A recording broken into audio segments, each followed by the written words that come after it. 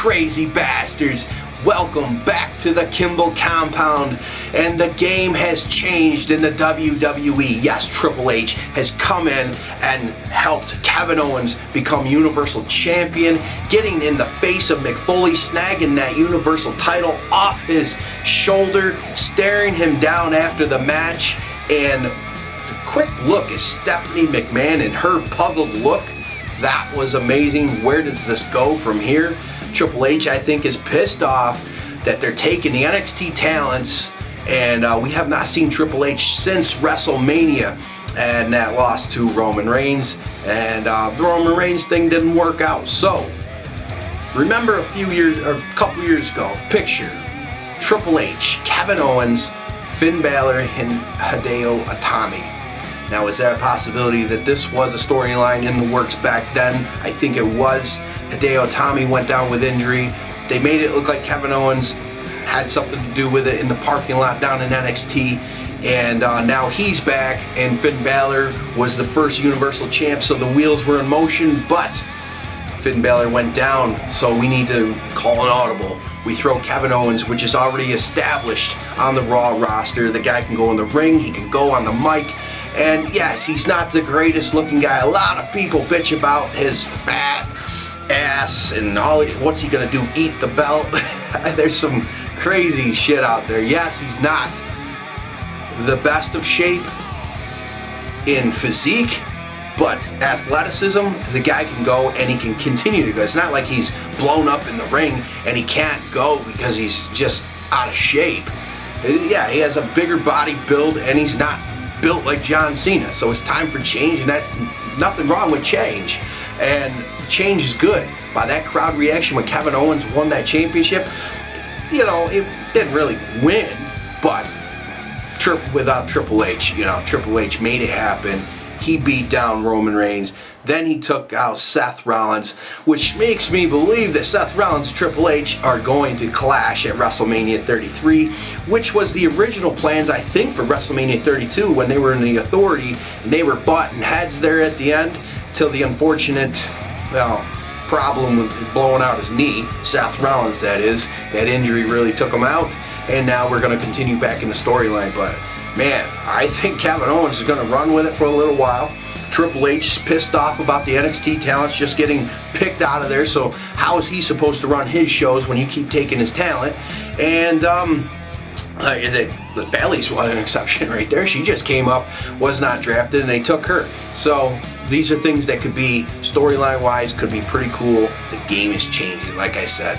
And that goes for all of wrestling. I mean, you've got Dean Ambrose as champ over on SmackDown, and Kevin Owens, now Universal Champion. These two are not the chiseled G.I. Joe looking character that we're so grown and used to, you know, like this is something different.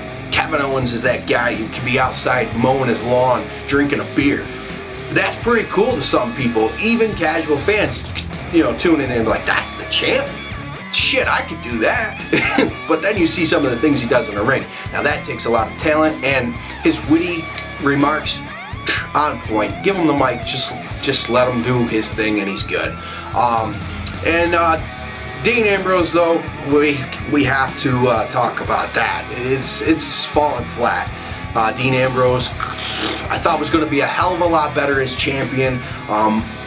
Somewhat like a Stone Cold Steve Austin. Hasn't really happened. Yes, it hasn't been a lot of time, but things have fallen flat. Same thing happened when he had that feud with Bray Wyatt.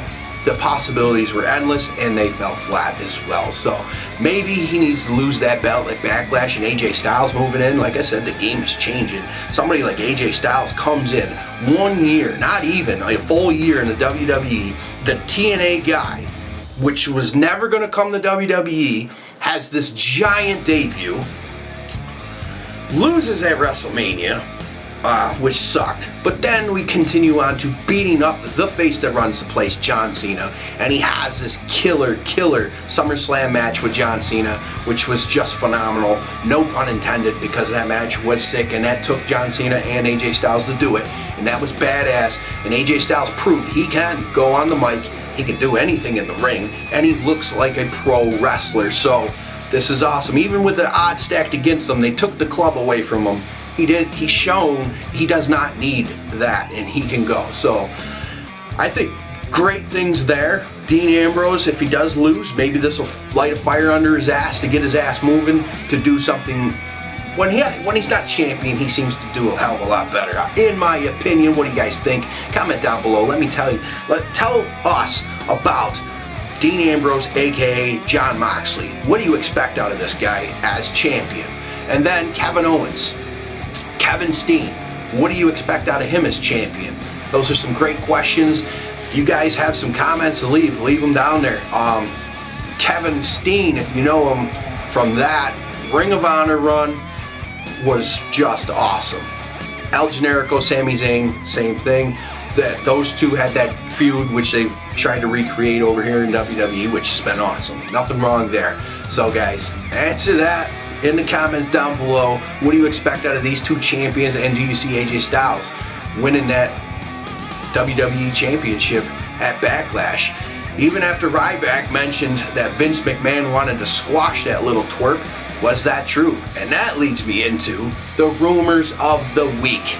Now, Del Rio is gone from the WWE again. He chose to leave this time, and I guess 60 days prior to this, he put in his leave due to his contract that he could do so, and he did it because he was lied to about getting a main event push.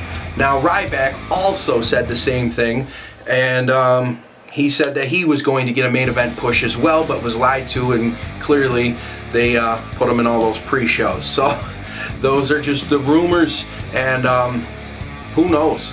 Squash that little twerp AJ Styles, I don't know. That phenomenal forearm can come crashing down on anyone, and he's not so little anymore. And then Triple H Rollins, WrestleMania 33, rumored to be. I think so, it'll be awesome. Roman Reigns continues his feud with Rusev for the US title. So it looks like we're going to continue on and maybe get a real match for that US title, which would be pretty cool. And hopefully Rusev retains. Cesaro's injury, after he took that back body drop into the turn post there, looked horrible and seems to be storyline. So that's good in Cesaro, you know, because he's another guy that should come on up and be in that main event. And he is if you want a chiseled wrestler, he's not the greatest on the mic, but somebody that can go in the ropes, Cesaro's your guy. And yeah, we all know that. He's badass. That's why he has his own section in the crowd. Pretty much most of the crowd is a Cesaro guy. So then Charlotte versus Dana Brooke at WrestleMania 33 looks to be possibly scrapped. I think that's because Dana Brooke has just fallen flat as well. Boring and looks forced, everything that she does. She can actually, she's very athletic, but goddamn, over talking, overdoing everything possible. It's just too much. She needs to tone it down about 3 notches, and I think we'll be all right. And then Owens' first Universal title defense will be against Seth Rollins. That makes sense. That's perfectly fine. So guys, what did you think of wrestling this week as a whole? And we look forward to more Matt Hardy and Brother Nero over on the TNA side, and even Eli Drake's Dummy Yeah. I love that section, man, that's awesome. Like I said, leave your comments down below. The whole landscape of pro wrestling, I think, as a whole is changing, and it's time to move on to that change and enjoy pro wrestling. So guys, I'll catch you next week.